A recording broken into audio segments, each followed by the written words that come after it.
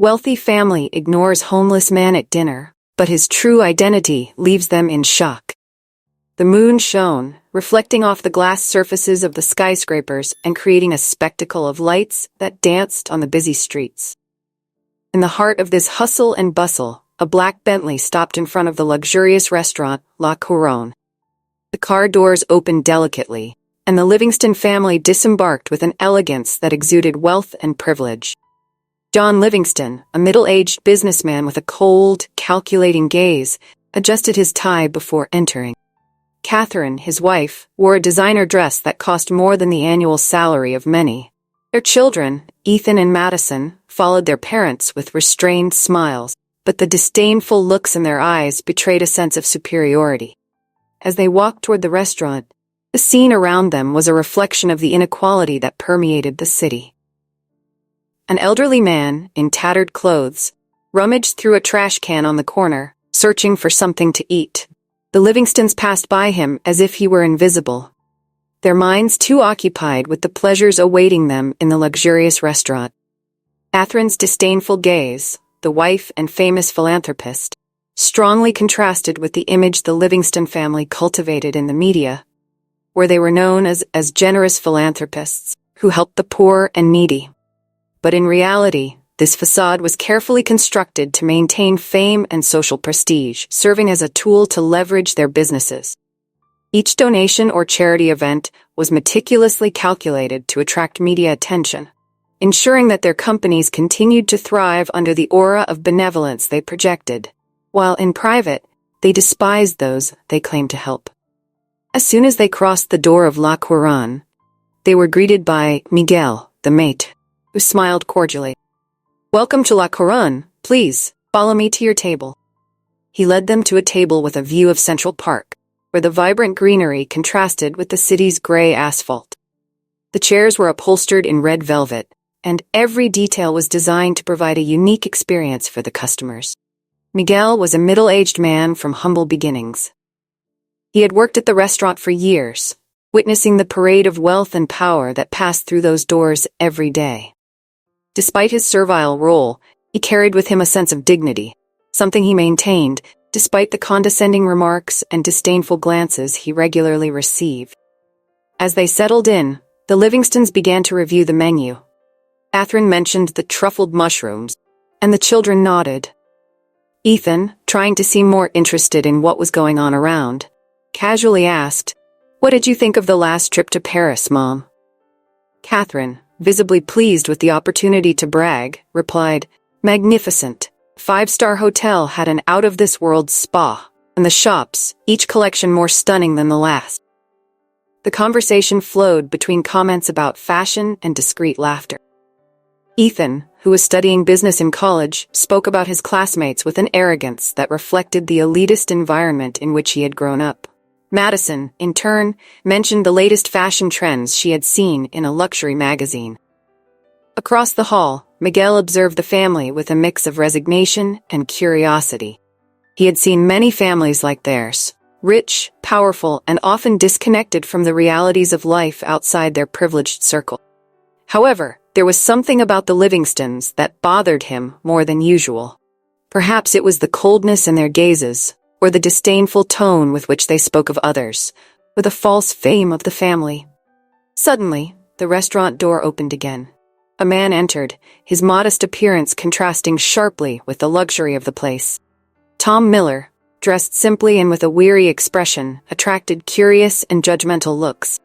"Look who just walked in," murmured Catherine, with a note of disdain in her voice. "This place isn't for everyone." Ethan and Madison exchanged quick glances before laughing discreetly.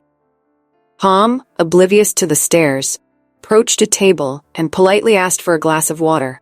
Miguel, who was watching the scene, couldn't help but feel a twinge of compassion.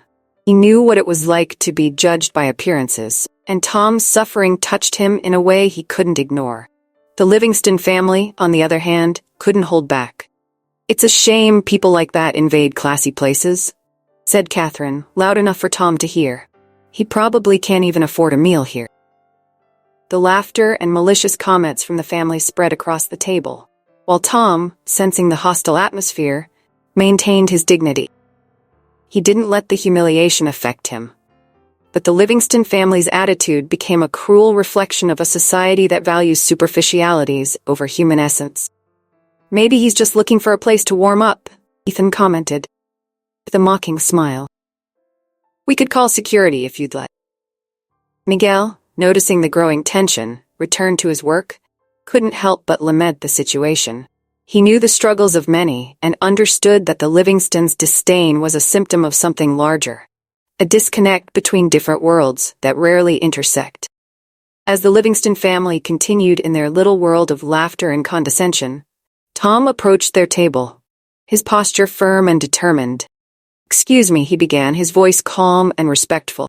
"I apologize, but I haven't eaten in days. Could you offer me just a glass of water and some bread?" John, who had until then maintained a facade of distant superiority, finally showed his true face. "And who do you think you are to be here, kid? This is no place for people like you. Get out before I call security." Catherine laughed, a bitter and contemptuous laugh. "And for water? In a place like this? You really have no shame." Ethan, as usual, saw an opportunity to have some fun in the situation. "Maybe he wants a job here. How about as a waiter?" He laughed loudly, and Madison, already with her phone in hand, recorded the scene. Tom stood firm. "I'm just asking for a glass of water," repeated, the dignity in his voice more present than ever. Miguel, who was watching everything from a distance, felt the need to intervene. He approached the table and, ignoring John's irritated glare, said, "Can I bring him a glass of water, sir?" "Stay out of this, Miguel," John replied, his voice low and threatening. "He doesn't deserve our attention." Miguel did not back down. "Everyone deserves respect, sir," he said in a firm tone. Tom gave a slight nod to Miguel, silently thanking him. "I appreciate you," he said with a restrained smile. A glass of water would be a gesture of humanity. Catherine crossed her arms, watching Tom with barely concealed disdain. "Do you really believe you deserve to be here? People like you should stay where they belong." Ethan and Madison laughed, but the tension at the table was palpable. Tom remained steadfast, not averting his gaze. He was a simple man, not without worth. His presence in that opulent environment was a silent reminder that dignity is not measured by appearance. As the tension grew, Miguel reflected on his own life. He had also been judged, but for a different reason, his ethnicity. Born in a small town in Latin America, he had come to the United States in search of a better life, found work as a waiter, and eventually was promoted to maitre d'. However, the path had not been easy, and he faced his own share of prejudice.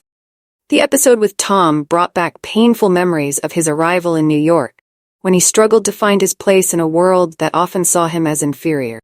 He knew what it was to be invisible, be treated as an intruder in a place where he didn't seem to belong. And, although his position in the restaurant was respectable, he never forgot the humble roots he shared with people like Tom. However, what Miguel did not know, and what the Livingstons could never imagine, was Tom's true identity. He was not just a simple man wandering the streets of Manhattan. His story was much more complex. Before finding himself in such a situation, Tom had been a successful businessman, owner of several companies and properties. However, a stroke of bad luck, coupled with the betrayal of a partner, had led him to ruin. Tom Miller walked through the busy streets of Manhattan, lost in thoughts about what once was a life full of achievement. There was a time when he not only frequented places like La Couronne, but also was a constant presence on the lists of the most powerful and influential in the business world. Tom had built his fortune from scratch, guided by a combination of business vision and solid principles. As the founder and CEO of an innovative technology company, Tom experienced the peak of success. He transformed ideas into million-dollar ventures with impressive ease, and at his peak, he was celebrated as one of the great visionaries of his generation. The public saw Tom as a man who seemingly had it all: wealth, respect, and power. But behind the facade of success, there was a more complex truth. Tom always valued humility and dignity, principles that his parents instilled in him from a young age. He believed that true success was not just in profit, but in how a person conducted their life and treated others. However, that balance was shattered when Tom blindly trusted a partner. This partner, whom he considered a friend, betrayed him in a scheme that shook the foundations of his company. Funds were diverted, fraudulent contracts were signed, and when Tom finally discovered the betrayal, it was too late. His company collapsed, taking with it his fortune, his reputation, and, for a time, peace of mind. The fall was devastating. Tom did not let it get him down. He went through tough times, living modestly and rebuilding his life from the ashes. It was during this period that he rediscovered his deepest values and reconnected with what truly mattered. He realized that true wealth was not in material possessions, but in integrity and the way he treated people. Determined not to be defined by failure, Tom began to rebuild his career. With the lessons learned and a new perspective on what really mattered, he started new ventures, this time with extra care in choosing his partners and conducting his operations ethically. His skills and knowledge in the business world, now tempered by the bitter experience of betrayal, allowed him to recover his fortune. Gradually, Tom not only rebuilt his wealth, but also solidified a reputation as an integral and respected entrepreneur. But Tom did not forget the lessons life had taught him. He knew that many people, like his former partners and the Livingstons, used power and wealth to manipulate and look down on others, and that is what brought him back to La Couronne. Not as the defeated man he once was, but as someone who wanted to test the character of those who, like him in the past, were tempted by the illusion that economic power justified disdain for the less fortunate. That night, as Tom entered the restaurant in a humble manner, he was not seeking charity or reminiscing about his glory days. He wanted to see how people would react to a stranger who seemingly had nothing to offer. He aimed to expose the true colors of those who flaunted a facade of kindness, but deep down, used their public image, conceal their true intentions. The Livingston family, with their reputation for philanthropy and their charitable actions widely publicized in the media, revealed themselves exactly as Tom suspected, more concerned with their image than with the true worth of. The arrogant demeanor and cruel comments they directed at Tom were a bitter confirmation that, for many, charity is merely a tool to maintain reputation and continue accumulating power. Tom was not bothered by the words of the family. He had already faced much greater challenges. The true test that night was not for him, but for the Livingstons. And as he left the restaurant, he knew he had made the right choice by restarting his life based on solid principles, unlike those who remained trapped in a cycle of superficiality and vanity. That night, as he walked through the city streets, Tom reflected on everything he had lost. His previous success had been based on values similar to those of the Livingstons: power, money, and status. But after losing everything, he had learned to appreciate simpler things, like kindness and dignity. When he entered La Couronne, it was not by chance. He knew Richard Howard, the owner, from many years ago when they both started their businesses. Tom wanted to reconnect with the old friend, but upon encountering the disdain of the Livingston family, he decided to test the limits of their humanity. Outside La Couronne, Tom was escorted out of the restaurant by the security guard. Clatter of cutlery and the murmur of conversations faded as he walked away. The Livingstons watched with subtle satisfaction, as if they had won a battle. "Look at him," Catherine said, pleased. "He must have been planning to steal something. If he had any dignity, he wouldn't be dressed like that," Ethan commented. Miguel, who had witnessed everything, couldn't help but feel empathy for Tom. He knew what it was like to be scorned for something as superficial as appearance. And as soon as he finished his shift, he ran after Tom. "Hey, buddy, are you okay?" Miguel offered Tom a sandwich. "I saw what happened in there. It's tough, I know." Tom hesitated, surprised by the kindness. "I'm fine," he replied, trying to maintain his composure. "Please, take it," Miguel insisted. Sometimes, small gesture is all we need. Tom accepted the sandwich, grateful. "Thank you so much, Miguel. You have no idea how much this means to me." "I do, actually," Miguel replied, remembering his own struggles. Life is hard, but acts of kindness can change everything. As Tom bit into the sandwich, he felt a wave of gratitude. "You are a good man, Miguel," he said. "That is worth more than anything those rich folks may have." Miguel smiled. "True wealth lies in how we treat others." Back at the restaurant, Richard Howard, the owner of La Couronne, entered the place. Spotting Tom, his face lit up with a genuine smile. "Tom," Richard exclaimed. "It's great to see you here." The Livingston family was stunned. John furrowed his brow, unable to understand the situation. Tom, although surprised, turned the greeting. "Richard, thank you. I just needed a moment," said. Richard leaned slightly toward Tom and in a low voice said, "I was worried about you. We need to talk. It's important." As the two moved away, John couldn't contain his indignation. "Who is that man?" He looked at Catherine, who was trying to hide her anxiety. "I don't know, but he can't just walk in here and interrupt our dinner," Catherine replied. Ethan, always ready for a joke, commented, "Maybe he's selling something. Who knows?" Richard and Tom, in an intense dialogue, were far enough away for their words to be indistinct. The Livingston family felt increasingly isolated. Finally, Richard returned to the Livingston table, his expression now more serious. "Mr. Livingston," Richard said, "we have some things to discuss. Perhaps it's time for you to realize that the world is bigger than you think." The disapproving looks were now on the Livingstons, who felt visibly uncomfortable. Tom, alongside Richard, radiated a calm that contrasted with the family's agitation. "Tom is the real owner of this restaurant. He is the majority partner in our company," Richard revealed. "He has always been the driving force behind this place." John and Catherine were incredulous. "That can't be true," Catherine murmured. "Yes, it is," Tom confirmed. "But what really matters here is not who I am, but how people are treated." Richard intervened. "This restaurant is a reflection of the values we hold dear, and respect is the most important." Miguel, who had been watching everything, spoke up. "Everyone deserves respect. A simple act of kindness can make all the difference." "You have a lot to learn," Tom said. "Life teaches lessons in unexpected ways. I hope you learn before it's too late." As the Livingston family left, the restaurant returned to its normal routine, but the impact of that night would be lasting. Tom and Richard continued their conversation in a more private corner, where decisions about the future of the restaurant and its values would be discussed. As they exited the restaurant, the Livingstons were silent, absorbing what had happened. John, in particular, felt a mix of anger and humiliation. He was used to being the most powerful man in any room, but that night his position was shaken. As they walked to the car, Catherine finally broke the silence. "John, what are we going to do? How are we going to deal with this?"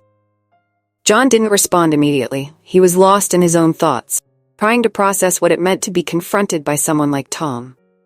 Ethan and Madison, still in shock, exchanged confused glances. "We'll deal with this the same way we always deal with challenges," John finally said, his voice full of determination. "We'll overcome this." But as he spoke, there was a silent doubt hovering over him. For the first time, he questioned whether the values he had always held dear were truly enough to handle what life had thrown his way that night. Inside La Couronne, Tom and Richard were discussing the future of the restaurant. For Tom, that night was not just about an isolated incident, but about the need to reevaluate how we treat one another. He wanted his restaurant to be more than a place of luxury. He wanted it to be a symbol of compassion and respect. "Richard, it's time for us to make some changes," Tom said. "We need to ensure that everyone, regardless of their appearance or situation, is treated with dignity here." Richard nodded. He knew Tom was right, and together they began to plan a new direction for La Couronne, one that reflected the true values they both wanted to promote. That night, as Tom walked home, he felt a peace he hadn't felt in a long time. He knew he still had a long journey ahead. The first time, felt he was on the right path. That night, a special customer occupied a table in the corner of the dining room, strategically positioned to observe without being noticed. Henry Collins, the renowned investigative journalist known for his reports that unmasked the darkest secrets of the elite, was there by pure coincidence, or perhaps by an intuition that had guided him to the right place at the right time. As he savored his red wine, Henry noticed the entrance of Tom Miller, whose modest appearance contrasted drastically with the surroundings. The journalist curiously observed the immediate reaction of those present, especially the Livingston family, whose stiff posture and disdainful looks caught his attention. The Livingstons were one of the most prominent families in the city, constantly praised by the media for their philanthropic contributions and charitable actions. However, the cold and indifferent behavior they displayed that night did not align with the public image that Henry knew so well. When Tom approached the Livingston table, humbly asking for a glass of water, Henry felt the air around him change. The contempt etched on Catherine's face, John's arrogance in refusing the request, and Ethan's cruel laughter were revealing. That family, which projected itself as benevolent and generous, was revealing a dark side that the public was unaware of. Henry, with years of investigative journalism experience, immediately sensed that there was something deeper behind that facade. Discreetly, he began recording the interaction on his cell phone, capturing every word, every gesture. When John threatened to call security and Catherine sneered at Tom's presence, Henry couldn't resist the urge to dig deeper. Something told him that this family, which valued its reputation so highly, was hiding secrets that went beyond mere elitist behavior. After the incident, as Tom was escorted out of the restaurant and the Livingston family resumed their meal with cruel satisfaction, Henry left La Couronne, the sense of urgency. Back in his apartment, he reviewed the recorded footage and decided to launch a thorough investigation into the true nature of the Livingston family's philanthropy. In the days that followed, Henry immersed himself in intense research. Using his network of contacts and journalistic resources, he began examining each of the donations that the Livingstons claimed to have made over the years. He discovered that much of the institutions to which the Livingstons donated were, in fact, controlled by shell companies linked to the family itself. The money that was supposed to go to noble causes, such as shelters for the homeless and educational programs, ended up returning to the family's coffers, further increasing their fortune. Findings were staggering. More than half of the donations announced by the Livingston family were funneled back to their own companies through money laundering schemes and tax fraud. Shell institutions, falsified financial records, and misleading marketing campaigns were just some of the tools used to maintain the philanthropic facade that upheld the family's public image. Armed with irrefutable evidence, Henry published a series of explosive reports that shook the foundations of the Livingstons' reputation. The headlines bore serious accusations: the hypocrisy of the Livingston, philanthropy or fraud, and the millionaires who steal from the poor, the true face of the Livingston. The public reaction was immediate and furious. Celebrities, politicians, and ordinary citizens who once admired the family now saw them as symbols of corruption and greed. The fallout from the reports was so intense that authorities launched formal investigations into the Livingstons' financial activities. Companies associated with the family were targeted in police operations, and bank accounts were frozen as investigations proceeded. The scandal also led to a wave of indignation on social media, where the #LivingstonFraud went viral, mobilizing thousands of people to demand justice. At the center of the storm was the Livingston family, now unmasked and discredited. John and Catherine, once respected figures, became social pariahs, avoided even by their closest friends. Ethan and Madison, who had grown up in a world of privilege, found themselves confronted by the harsh reality that their fortune was built on lies and exploitation. As the scandal continued to unfold, Tom Miller, the humble man who had been dismissed by the Livingstons, watched from afar, with a mix of sadness and satisfaction. The downfall of the Livingstons did not bring him joy. It served as a bitter reminder that sometimes the truth finds its way, even if it is through the most unexpected means. Henry Collins, for his part, was hailed for his brave and meticulous investigation. He knew there was much more to uncover. For now, he was satisfied to have exposed the true nature of the Livingstons to the world.